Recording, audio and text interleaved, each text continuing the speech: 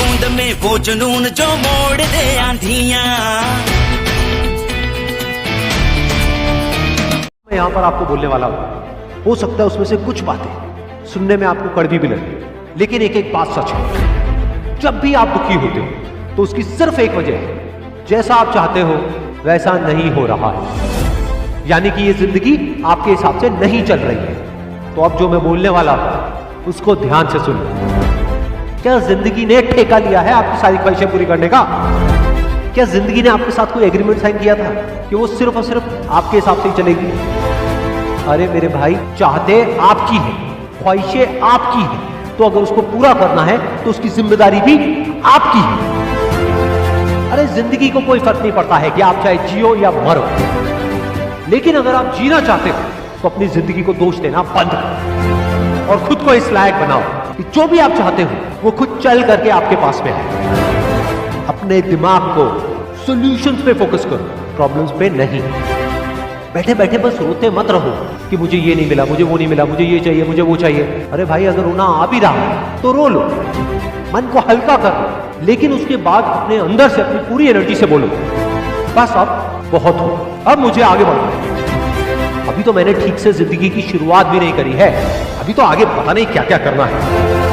आपके अंदर ताकत की कोई कमी नहीं है, बस उस ताकत को पूरी तरह से समेट कर इकट्ठा करना है और एक जगह पर फोकस करना है। और याद रहे, फोकस रास्ते पर करना है, मंजिल पर नहीं। क्योंकि अगर मंजिल के ख्यालों में ही खोए रहे तो रास्ते से भटक जाओ, लेकिन अगर ध्यान रास्ते पर रहा तो आज नहीं तो कल मंजिल को जरूर पाओगे।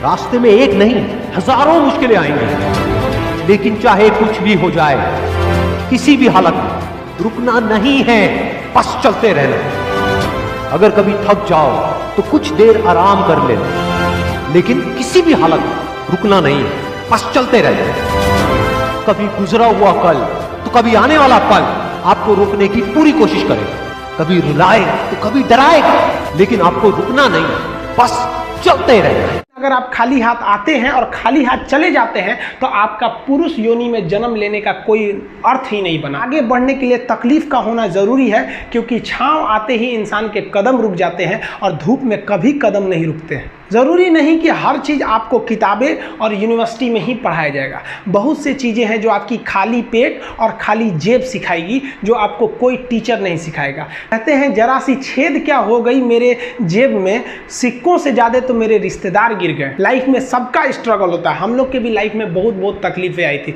ज़िंदगी में इतने तकलीफ देखे कि अब अगर तकलीफ नहीं होता है तो तकलीफ होता है। ज़िंदगी ने उस मुकाम पर लाकर छोड़ा है जहाँ पसंद तो बहुत कुछ है, लेकिन चाहिए कुछ भी नहीं। लोग कहते हैं कि खाली हाथ आए थे खाली हाथ जाओगे, गलत बोलते हैं।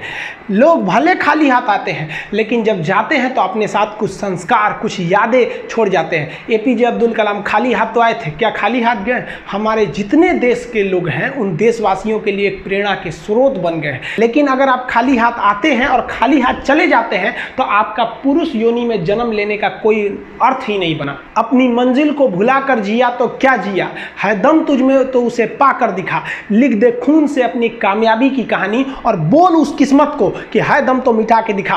इसलिए कभी किस्मत को मत कोसिएगा, अपने हौसले से अपनी कहानी लिखिएगा। पसीने की स्याही से जो लिखते हैं अपने हौसले के इरादे, उनके मुकद्दर के पन्ने कभी कोरे नहीं होते। देखिए, शिक्षक और सड़क ऐसी चीज है जो खुद तो अपने जगह पे रहती है और दूसरों को मंजिल तक पहुंचा देती है। जितने स्टूडेंट हैं, आप जागो, आपको हम बताए भी थे, हमेशा बोलते हैं अधिकार कभी मांगने से नहीं मिला, इसे छीनना पड़ेगा। अगर कोई व्यक्ति आपको पहली बार धोखा दिया तो इसमें उस व्यक्ति का गलती है, लेकिन वही व्यक्ति अगर दोबारा धोखा दिया तो इसमें आपकी गलती है। सबसे समझदार होके चलिए और मिजाज में कुछ सख्ती भी रखिए। लोग पी जाते अगर समंदर खारा नहीं होता तो थोड़ा सा सख्ती भी बना के रखना चाहिए। इस दुनिया के कुछ दस्तूर हैं, आप किसी के लिए कितनी भी भलाई कर दे वो याद नहीं रखेगा, ये दुनिया का दस्तूर है। और आपकी गलती को कोई भूलेगा भी नहीं, इसे आप बुरा नहीं मानिए, ये दुनिया का दस्तूर है, इसे आप चेंज नहीं कर सकते। जैसे सूरज पूरब से निकलता है वैसे ही ये चीज़ें होंगी।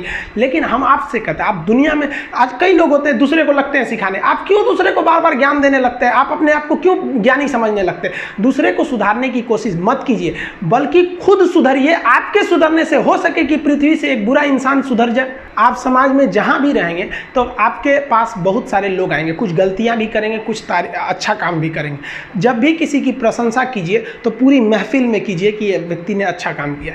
लेकिन अगर किसी की शिकायत या उसकी आलोचना करना है, उसे डांटना है, तो उसे अकेले में समझाइए और डांटने के बाद उसमें इस तरह से कर दीजिए, उसमें प्रशंसा मिला दीजिए। कोई गलती कर दिया, मान लीजिए आपका छोटा भाई नहीं पढ़ाई किया, गलत कम नंबर लाया, तो उसे डांटिए कि, लेकिन अकेले में डांटिए कि इतना कम नंबर क्यों लाया। फिर उसे उसी में एक पॉजिटिवनेस जोड़ दीजिए, तुम्हारे में इतना मेहनत है, हम इसलिए डांट रहे हैं कि तुम कर सकते थे लेकिन क्यों नहीं किए। मतलब आप केवल इसे निगेटिव मत बोलते रहिए। और किसी भी रिश्ते को अगर बिगाड़ना है ना, चाहे कितना भी गहरा रिश्ता क्यों ना हो, उसकी कमियों को डेली कोंचते रहिए। तुम ये किया, तुम ये किया, तुम ये किया। यार दुनिया का कोई रिश्ता चौपट हो जाएगा। गलतियां सबसे हो जाती हैं, लेकिन दोबारा गलती नहीं होना चाहिए। जब भी किसी की आलोचना करिए तो उसमें एक छोटी सी प्रशंसा जोड़कर ही उस आलोचना को खत्म कीजिए कि शुरुआत तो डांटने से किए थे, बाद में उसका हौसला बढ़ा के हंसी मजाक में उसे निकाल दीजिए। बीच बीच में उसे फिर एहसास दिलाइए, लेकिन बार बार कमियों को नहीं गिनाना।